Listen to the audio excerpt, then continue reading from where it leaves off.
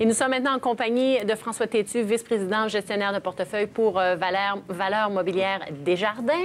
Bonjour François. Bonjour Sophie. On va poursuivre un petit peu la discussion qu'on avait entamée la semaine dernière, dans le fond, parce qu'on y va toujours avec cette évaluation des marchés. Puis ce qui est intéressant, on va prendre le temps aussi de regarder l'évaluation des différents secteurs de la bourse américaine.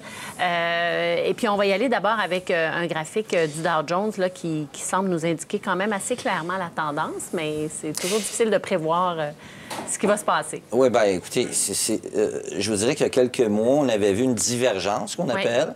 Alors, c'est une direction contraire entre le Dow Jones, qui est un indice phare, et l'indice du transport. On vient d'en parler avec et c'est ça, avec Yves. Et il y a eu une divergence qui s'est faite il y a environ, je dirais, 3 mois. Et c'est comme un premier drapeau qui nous dit, on se dirige peut-être vers quelque chose qui, peut-être un correctif, une baisse des marchés, quoi que ce soit. Qu'on appelle le Dow Transport Theory, là, dans le jargon. D'autre part, là, on a un deuxième indicateur qui s'est passé dernièrement. Alors, c'est le croisement de moyenne mobile. Alors, les gens qui regardent qui font de l'analyse technique, en fait, vont regarder leur moyenne mobile, où est-ce que le marché se dirige, les volumes, etc. Et là, on remarque que la moyenne mobile 50 jours... Donc, c'est la ligne bleue, là, ici, là? Bon, c'est ça, c'est qu'on a la ligne bleue qui est la 200 jours et la ligne mauve. La petite ligne mauve qu'on voit ici, la petite ligne mauve va croiser à la baisse la moyenne mobile 200 jours. Ici. C'est ça. Donc, ce signal-là, qu'est-ce qu'il nous dit, techniquement parlant? C'est que là, on a un signal baissier. Alors, on a une divergence au niveau des titres du secteur de transport. On a aussi un croisement des moyennes mobiles 50 et 200. Et la dernière fois que ça s'est produit, c'est il y a 5 ans. Alors, si on regarde la prochaine acétate, Sophie, alors on remarque que... Ici, là. Oui, c'est ça. Alors, on l'a à 2 reprises. Donc, on a eu un hausse ininterrompu, sans correction de marché. On a eu peut-être des reculs, là, les gens achetaient sur des replis. Alors, on a eu un 11 à un moment donné, un automne.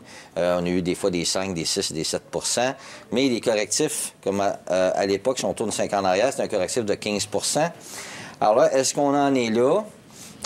Ça peut arriver que c'est pas toujours précis, ce signal-là, parce que des fois, la moyenne se croise et elle repart à la hausse, puis il y a des événements qui font en sorte que ça se produira pas. Sauf que, quand même, c'est que faut faire attention à ce moment-là. Mais bon, pour les investisseurs, ça veut pas nécessairement dire que l'on se met à vendre là, ces investissements sur le marché américain, mais ça veut dire peut-être qu'on peut se permettre d'accumuler un peu de liquidité, prendre son temps avant de réinvestir. Bien, dans les derniers mois... Parce que ça peut durer quand même avant que ça casse, là, on ne sait pas quand ça va arriver. C'est ça, parce que...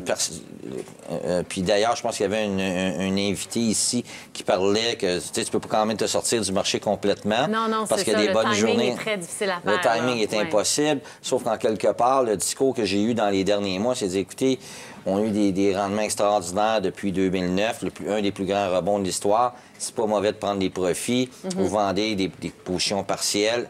Augmenter, sans tout vendre, mais vous augmentez un peu vos liquidités. Ce qui fait en sorte qu'on a eu des titres, puis là, l'investisseur peut investir dans des titres de qualité, à rabais, parce que là, en fin de compte, une fois que ça va... Puis d'ailleurs, il y en a qui ont baissé dans le dernier mois. On a vu Apple qui a baissé de presque 10 des titres semblables, là, qui est quand même de compagnies de qualité, qui ont beaucoup baissé. On regarde aussi ce qui se passe depuis le début de l'année. On est un peu dans un corridor parce qu'on voit que le marché américain n'a rien produit. L'effet qu'on a, c'est la dévaluation de notre devise. C'est pour ça qu'on a l'impression que quand on est un investisseur canadien, notre portefeuille américain a très bien fait. Mais c'est un effet de devise. Effectivement, j'avais un exemple. On n'aura pas le temps de le voir aujourd'hui, mais sur 2 recommandations que j'ai faites en septembre dernier, et le gros du rendement s'est fait sur la devise. Donc, on s'entend là-dessus. On a aussi le S&P 500, qui est un autre indice phare. Celui-là, bien... comme on dit, à côté sur la moyenne mobile 200 jours, on est là. Donc, ça, c'est un autre signal aussi du marché en général, puisqu'il y a une faiblesse là, du marché, il faut faire attention.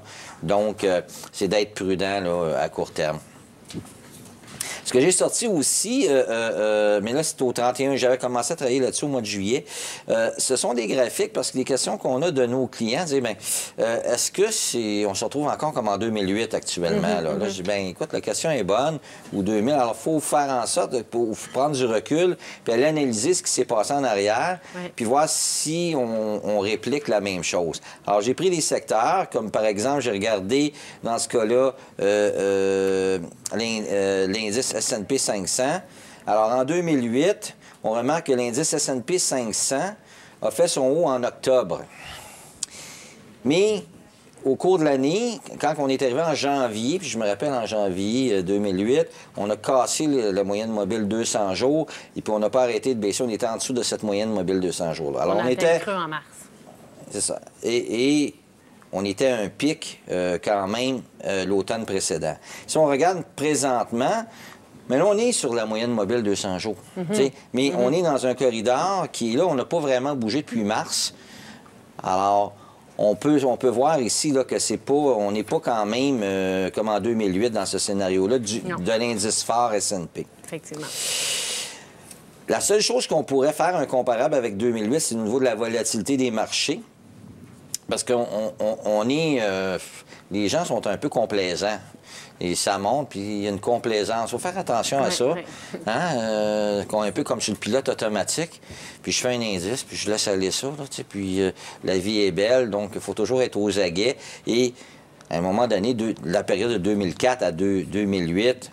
il y a eu une complaisance, il y avait moins de volatilité dans les marchés. C'est peut-être la similitude que je pourrais faire avec cette période-là.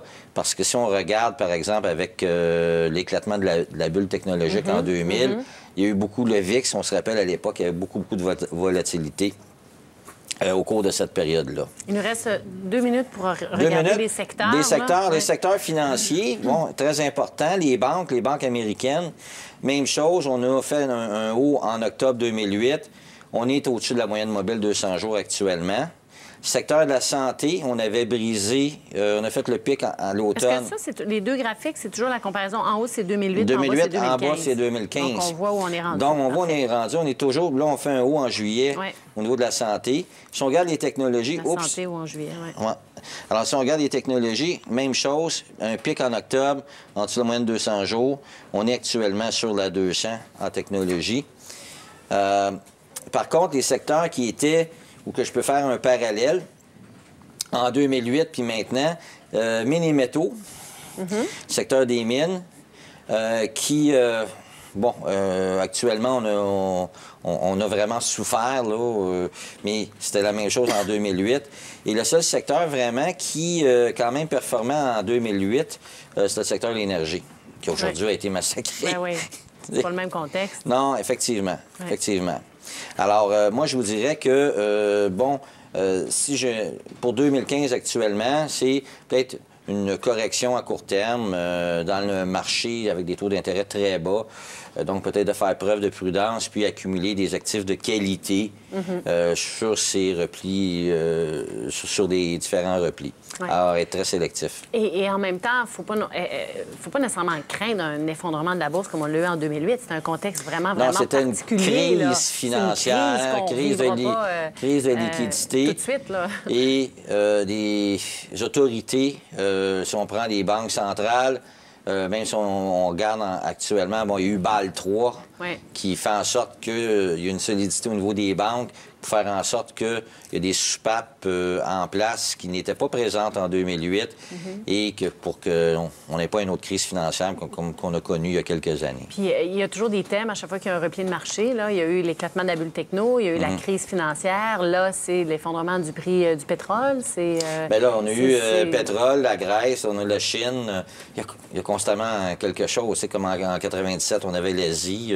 Alors, on a eu le Mexique en 94. Alors, il y a constamment quelque chose dans les marchés. Il y a toujours un élément déclencheur, mais ce que vous réalisez avec vos analyses techniques, c'est qu'il y a un moment où on est dû pour une correction, sauf qu'on ne connaît pas l'ampleur de la correction. Non, effectivement. On ne connaît pas ce qui sera l'élément déclencheur, tout à fait. Effectivement. Oui, c'est ce qui fait la différence. Vous restez parce qu'on répond aux questions tout de suite après la pause et Yves Buzereau également va joindre